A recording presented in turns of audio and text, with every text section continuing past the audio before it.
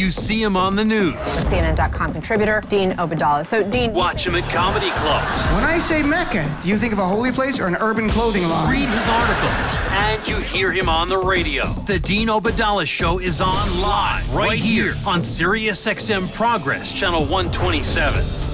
And welcome to the show, brothers and sisters of the resistance. It is Monday, November 5th, Election Eve.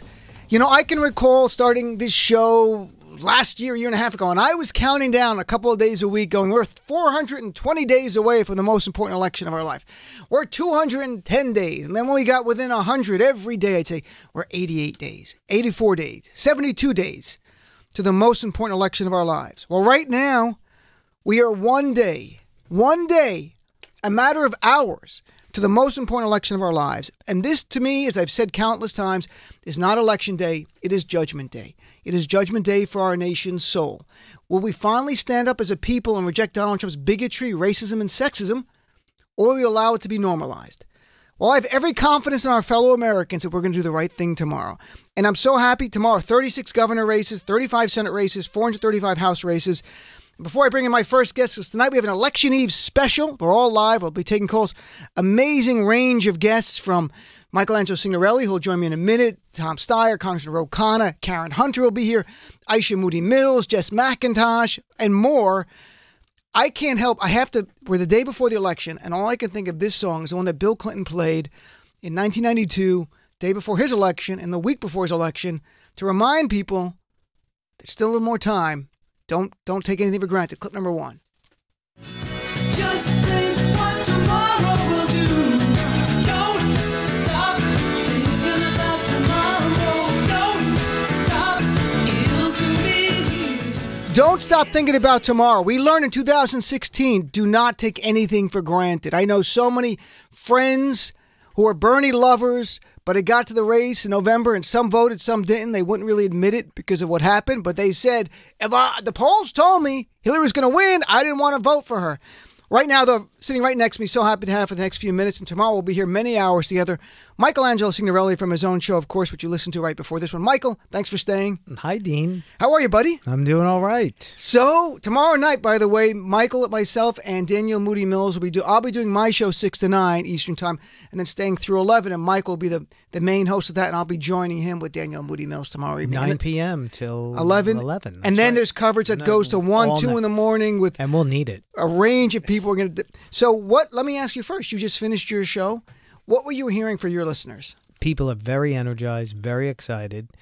They are working hard. A lot of our listeners are people who are canvassing, who are getting the vote out. And I was hearing from people even in very deep red places where you're not even seeing these names or these races out there, and they are organizing and they're seeing enormous energy. Doesn't mean they're going to flip those districts, but they are a measure of the organization out there and what's happening.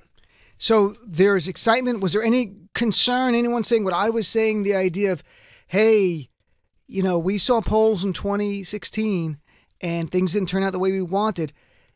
Can the polls be wrong, or is there a sense of let's make sure nothing is going to be wrong this time? Well, we always get bedwetters all the time on every issue. The Russians are going to hack the whole election. There's going to be enormous voter suppression that's going to stop everyone.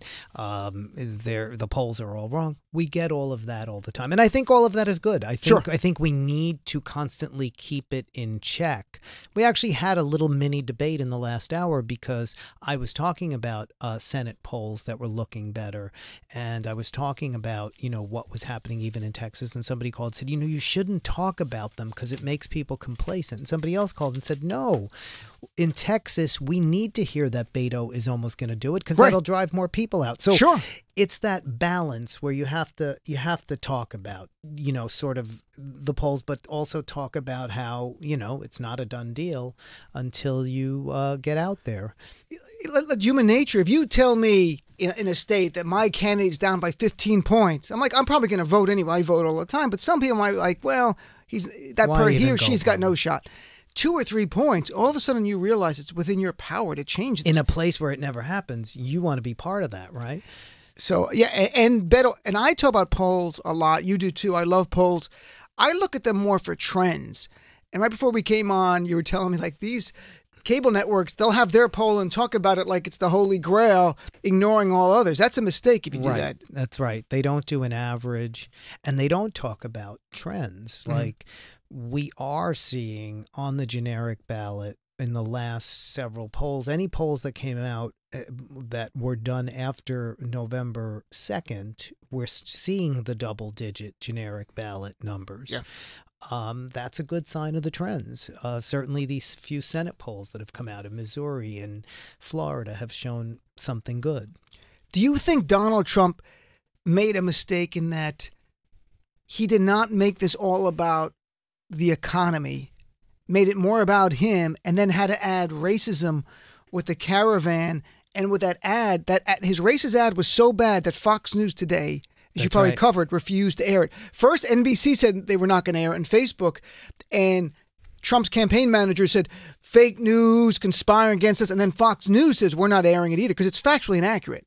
It's not only racist, but it's woefully inaccurate. It's just made up stuff. I thought that was actually a very interesting sign because I see Fox News as kind of the de facto arm of the White House. And so if they decided not to air it, was it because they were worried that people were offended by it, or what, did they feel like it's not working?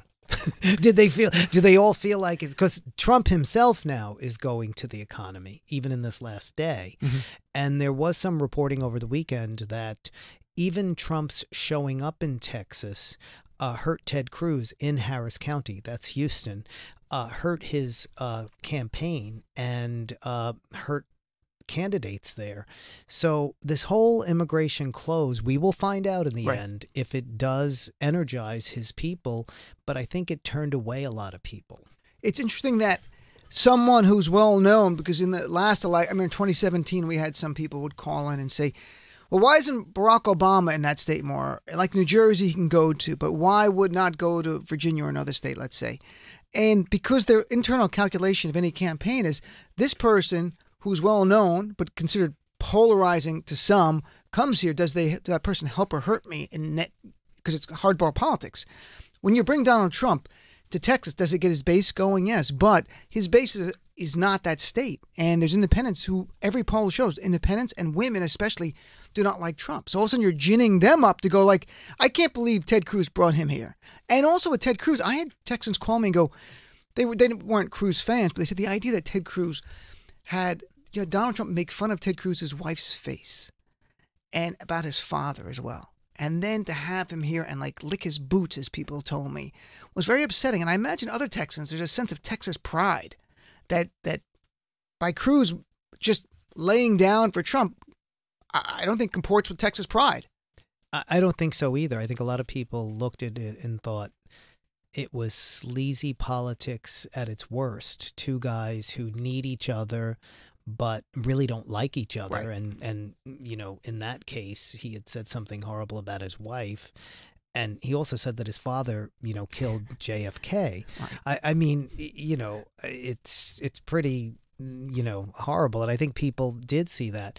The other thing about Donald Trump, though, is that it doesn't really matter what state he goes to, because his rallies are just covered everywhere. He becomes the race wherever he goes.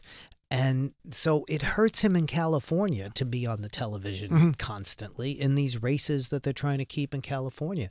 And to be putting out this hateful, disgusting message, I think people just don't want to be a part of that. Those hold your nose people, they can't even hold their nose and do it.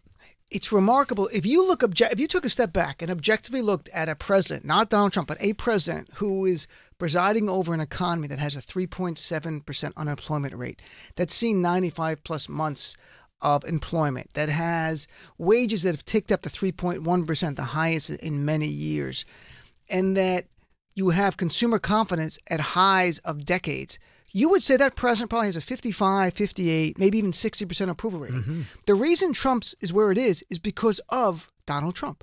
Because of his offensive and horrific and hateful comments, because he's attacked every group. And here was something else that I talked about. You probably talked about it too, but I certainly talked about it with several guests. When that horrible bombing attempt guy, that the MAGA bomber, MAGA bomber. started sending all that stuff. When they, got the news of it, and then later with the horrific synagogue shooting, he had this opportunity to hold a press conference in the Rose Garden and to say, I've called the Obamas, I've called the Clintons, we are all one in this moment, we're all together, we're never going to, I don't ever want my name used for hate. And yes, it would have bugged some of the white supremacists, but he could have, in that moment, gotten some of those people who, again, are just hold your nose Republicans to hold their nose and do it. I mean, it's or independents, I think more so. Right. He could have gotten some of them in. They like the economy. They want to see a reason that they could vote for him. And every president has used terror attacks in that way to be presidential, and he just blew it. And when there are issues he has passion about, he will have press conferences. He had one to talk about the caravan. Right. He had one, and just a week ago, had a caravan press conference. He did not have a standalone press conference after the synagogue. Did he? Did he have one at all after the MAGA bomb? No, he mentioned both of them in the middle of another pre-scheduled event. Because the MAGA one, I know for sure he did that, and I can't remember. And it was just insulting to the people involved. And in July, he had a standalone press conference to tout GDP numbers. I just wrote about that yesterday for CNN. And that when it matters to him, he will talk about it. But this was an attack, the worst terrorist attack on U.S. soil in many, many, many years at the synagogue. And he should have had a press conference there and been a leader and been a president. My view is Donald Trump, when I say he's not my president, I'm not being snarky. I'm being honest. He doesn't want to be my president. He doesn't want to be your president. Doesn't want to be any progressives listening out here. He just wants to be president of his base. That's all he cares about. Yeah, I would say he's not even their president because he's not being a president. He's not taking on the responsibilities of a president. He is shirking all of the duties and responsibility of a president, which also are about bringing the country together.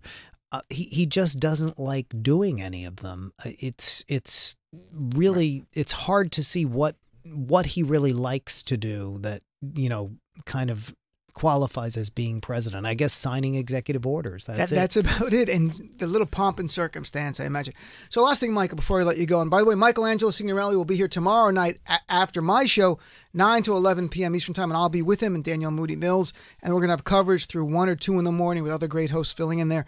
So what is your closing argument to progressives out there? What is your appeal to those about making sure they vote and trying to get others to come with them? And what would you tell them? I've been talking about how it's just, a statement we say over and over again, every election, this is the most important election of your lifetime. But really, this one is. And you've got to convince that one person, that 5 people, whatever it is in your family, in your life or whatever, it can't just be you get out to vote, because you are voting. You're listening to this channel, you're voting. Sure. You have to challenge yourself to convince those people, those hard conversations you have to have, why they have to get out and vote. You have to really, push yourself to do that. I think we've all had to do that. And that's my big urge to most people out there.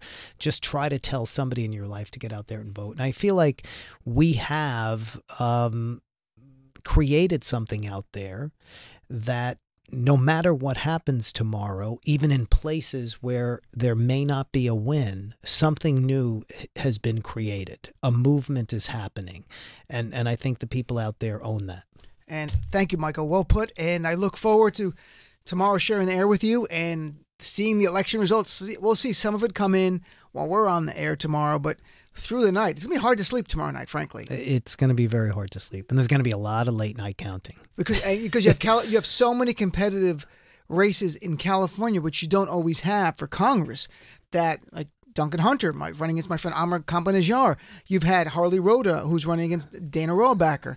There are Nevada governor's races neck and neck. I mean, you have so Right. many races going out there that you get to the West Coast that in the past might not have Senate mattered. races, Nevada- governor's races. Right. So, all right, Michael, thank you very much, my friend, Thank for you, sticking around. Dean. Look forward to chatting Yeah, tomorrow. look So, forward folks, to it. we're going to take a break, and then I want to hear from you. We have a lot of guests coming up in the second and third hour from Congressman Ro Khanna and Karen Hunter and Tom Steyer and Ashley Moody Mills and Daniel Moody Mills. The whole Mills family will be here, and Jess McIntosh and others. But in between, I want to take your call, especially from now to the top of the hour, 866-997-4748, 866-997-4748. Be right back after this break. Progressive values are the best of American values, and we need to keep fighting for them to save our country. Don't go anywhere. This is the Dean Obadala Show on Sirius XM Progress 127.